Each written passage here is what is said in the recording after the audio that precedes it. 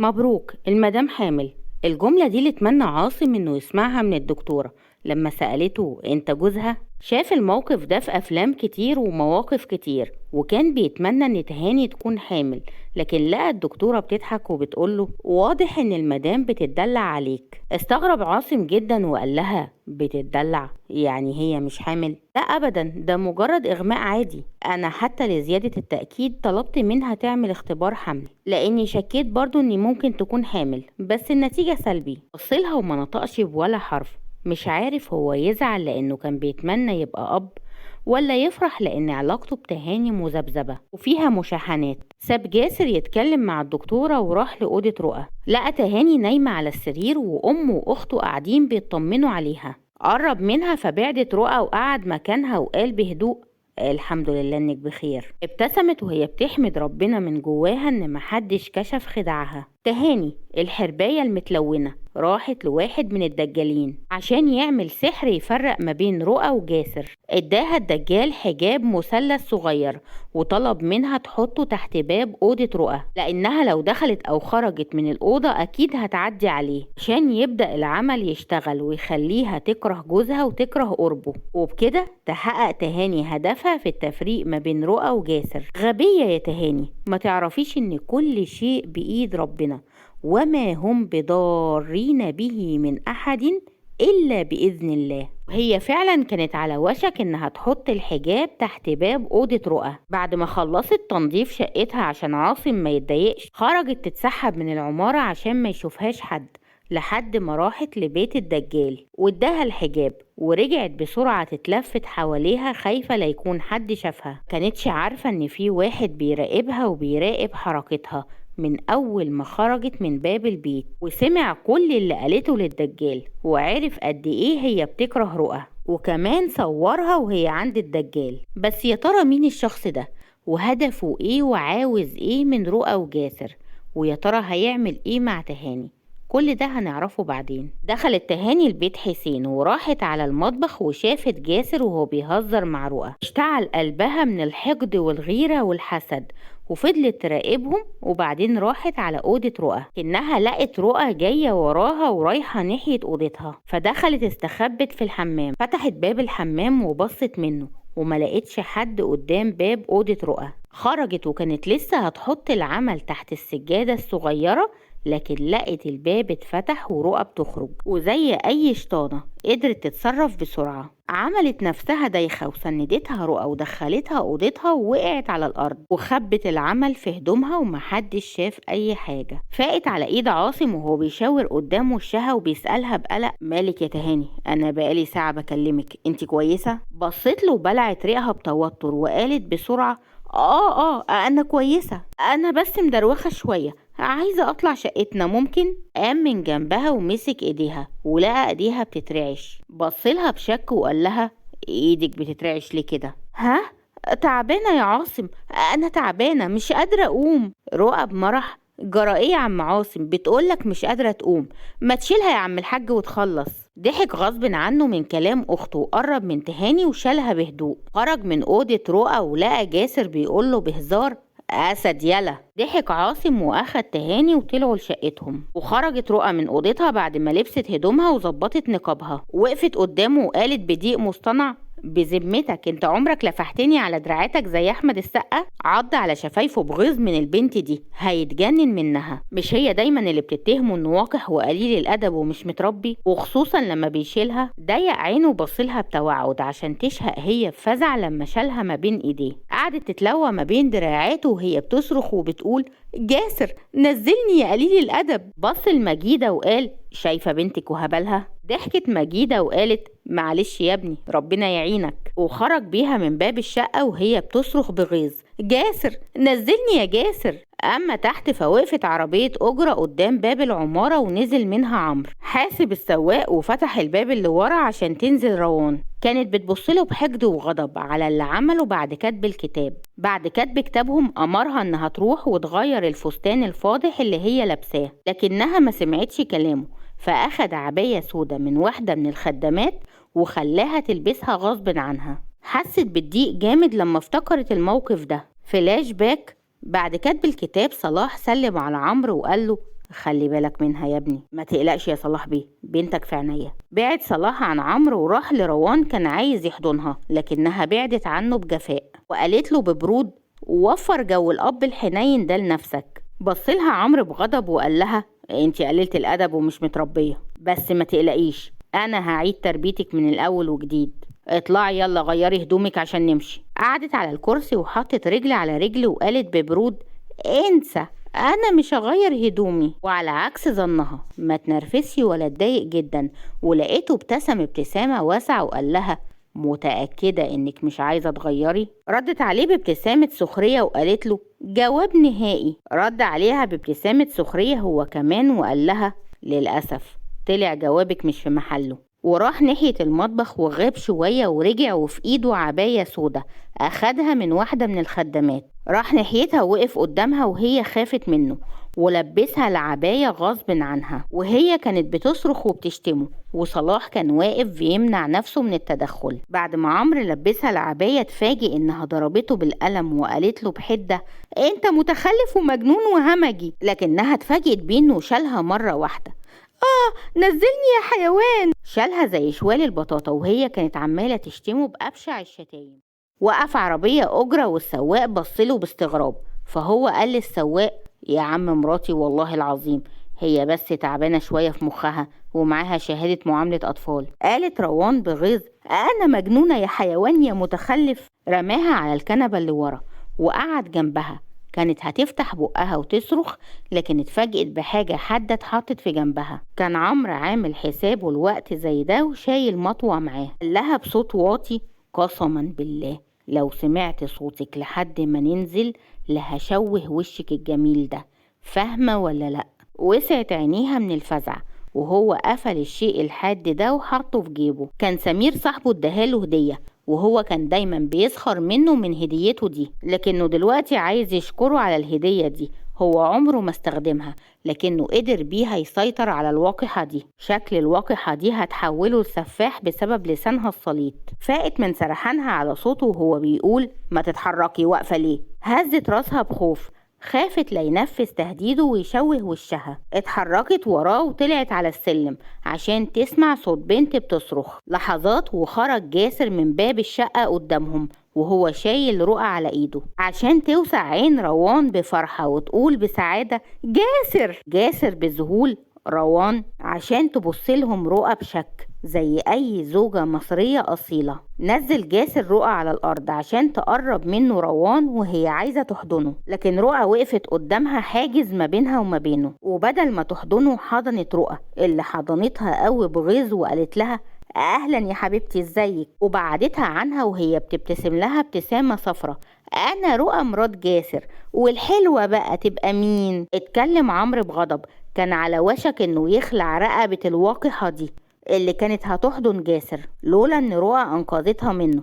روان مراتي. شهقت رؤى بذهول وقالت: انت اتجوزت؟ عشان تسمع جاسر يتكلم بعصبية ويقول: انت مالك، اتجوز ولا ما اتجوزتش؟ هو انت من بقية عيلته؟ بصت رؤى لجاسر بغضب وبصت لروان وقالت بغيظ: الا قوليلي يا روان، انت تعرفي جاسر منين؟ وسعت ابتسامة روان وقالت بحماس: مين ما يعرفش جاسر مهران شيطان الاقتصاد، هو وبابا كان ليهم شغل مع بعض. جاسر بسرعة: طب يا روان فرصة سعيدة اني شفتك، عن اذنكم. وشد ايد رؤى بسرعة ونزلوا لتحت، وعمرو اخد ايد روان وطلعوا لفوق. في عربية جاسر رؤى كانت قاعدة بتهز رجليها بعصبية وبتبص لجاسر من وقت للتاني، وبعدين قالت: لا مش قادرة مسألش، تعرف بقى البنت دي منين؟ عشان تقلدها بسخرية: مين ما يعرفش شيطان الاقتصاد، بنت ملزقة.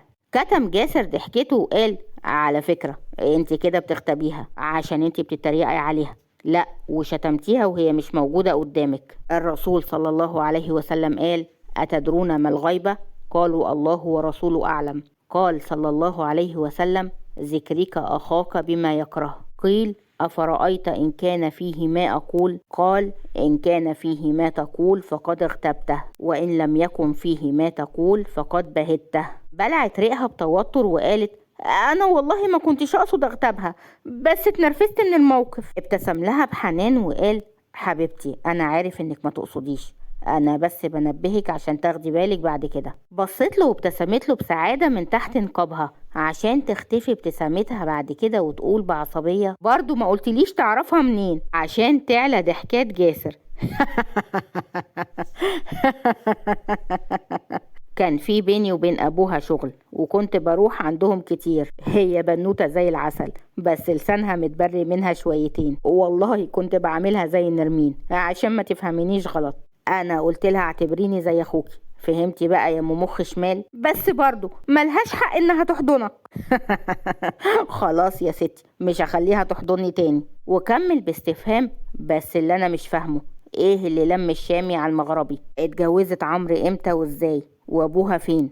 انا هبقى اكلم صلاح وافهم منه. قالت بصوت واطي بضيق: حنين او انت قلقان عليها وخايف خالص. والصبح كان شبه قتالين القتلة، كأنه رايح يرتكب جناية. وبصيت له وقالت بشك: صحيح يا جاسر، انت كان ملك الصبح وكنت رايح فين مستعجل كده؟ لحظة الضيق اللي جه على وشه وقال ببرود: كان عندي مشوار مهم. هنا اتأكدت انه عمل مصيبة وبصيت له بغضب وقالت بثقة: مشوار مع شطان جاسر مهران مش كده؟ وسعت عينه بصدمة وبصلها بعتاب وودى وشه الناحية التانية. في شقة عمرو غرس صوابعه في دراعها وهو بيزقها بعنف جوه الشقة. خش يا سنيورة، قالت له بغضب وغيظ. انت بني ادم همجي، كنت هتخلع دراعي يا حيوان. جز على اسنانه بغيظ وصرخ بعصبية: ده انا هخلع رقبتك لو ما قلتليش تعرفي جاسر مهران منين، وازاي كنت عايزة تجري تحضنيه؟ طرطور انا؟ جت على شفايفها ابتسامة سخرية وقالت: انت عارف، انت زيك زي بابا، فاكر ان بشوية الزعيق والضرب انا خلاص هخاف واكش واسمع الكلام ده؟ بعدكو جاسر مهران يا عمرو يا زوجي العزيز كان شريك بابا من حوالي 5 سنين. كنت انا لسه في ثانوية عامة، كان بيجي عندنا البيت كتير بحكم شغله مع بابا. الوحيد اللي كان بيسأل عني: عاملة ايه؟ ناوية تدخلي كلية ايه؟ ما تسهريش كتير عشان صحتك. كان بيقول لي: عارفة انتي بتفكريني بنرمين اختي، ايه رأيك نبقى اخوات؟ وبصت لعمرو وقالت: بس عادي يعني، زيه زي اي محطة في حياتي. فضل شغله مع بابا حوالي شهرين وبعد كده لغوا الشراكة وما بقتش بشوفه. بس في ناس مش سهل تنساهم، لما تعيش طول عمرك مهمش وفجأة تلاقي ايد بتطبطب عليك مش سهل تنسى الايد دي.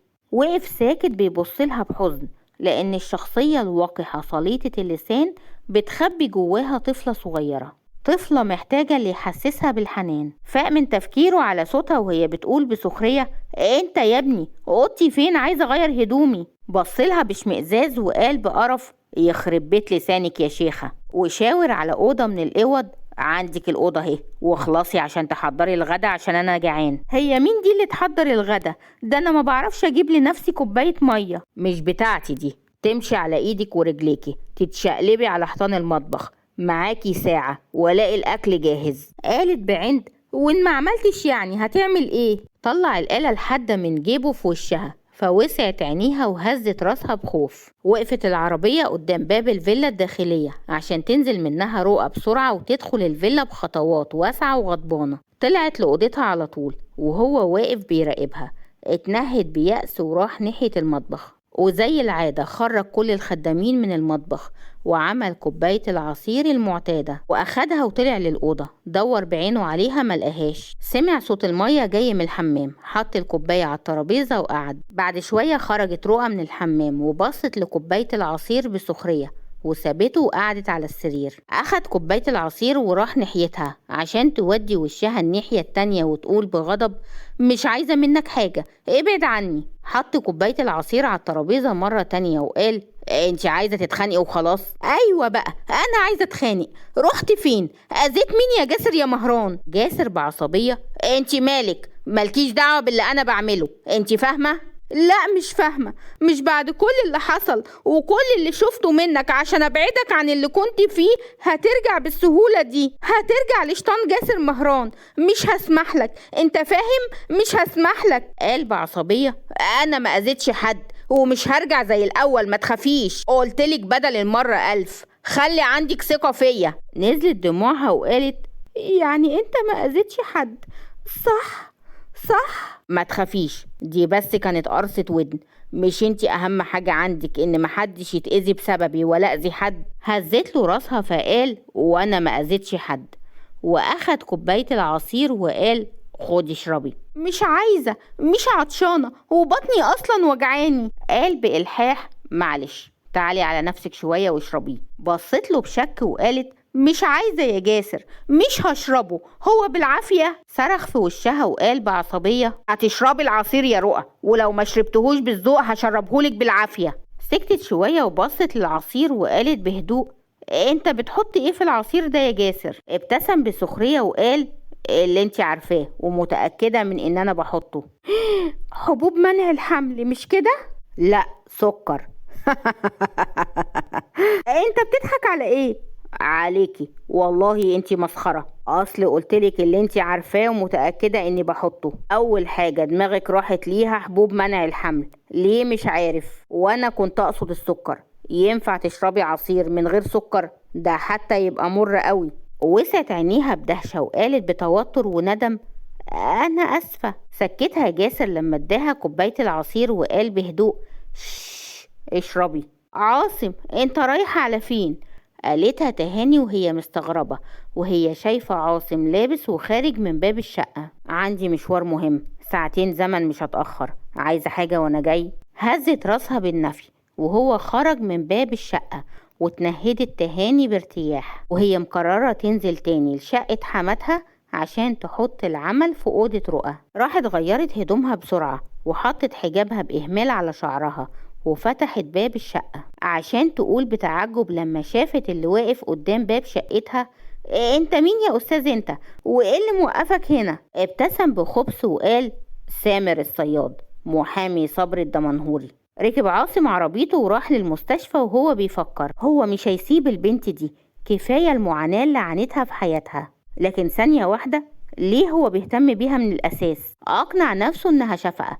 أيوة هي شفقة، هو بيشفق عليها لأنها بنت صغيرة وضعيفة وشافت أسوأ كتير في حياتها. لكنه بيكذب على مين؟ هو من أول ما شافها وهي بتشغل تفكيره بشكل بيقلقه هو شخصيا. هو مش عارف ليه، هو بيحب مراته لكنه حاسس بالمسؤولية من ناحية البنت دي. لا هو ما حبهاش، هو بس راجل نبيل بيساعدها. أيوة هو هيبعدها عنه وعن الكل، هياخدها بيت عمته في الأرياف، هتكون بعيدة عن كل اللي بيأذوها، هتعيش في أمان، مش هيشوفها مرة تانية. أيوة هو ده الرأي الصح. التفكير ده كله كان بيفكر فيه عاصم وهو سايق العربية. وقف قدام أوضتها وطلب من الممرضة تقول لها إنه عايز يقابلها. لحظات وخرجت الممرضة وأذنت له إنه يدخل. دخل لقاها قاعدة على سريرها وحاطة حجابها على شعرها وشكلها تعبانة. أول ما عينه وقعت عليها رمى كل اللي خطط له والتفكير اللي فكر فيه ورا ظهره وقال لها فجأة تتجوزيني؟ واللي حصل يا ترى عاصم هيتجوز حلم فعلا؟ وتهاني هتعمل ايه وتتصرف ازاي لو عرفت ان عاصم هيتجوز عليها؟ وسامر الصياد محامي صبر الدمنهوري عاوز ايه من تهاني بالظبط؟ وايه اللي مخبي لرؤى وجاسر مع بعض؟ كل ده هنعرفه في الحلقات اللي جاية. انتظرونا. ما تنسوش الاشتراك في القناة وتفعيل زر الجرس واللايك والشير وتعليق حلو منكم بالصلاة على الرسول صلى الله عليه وسلم.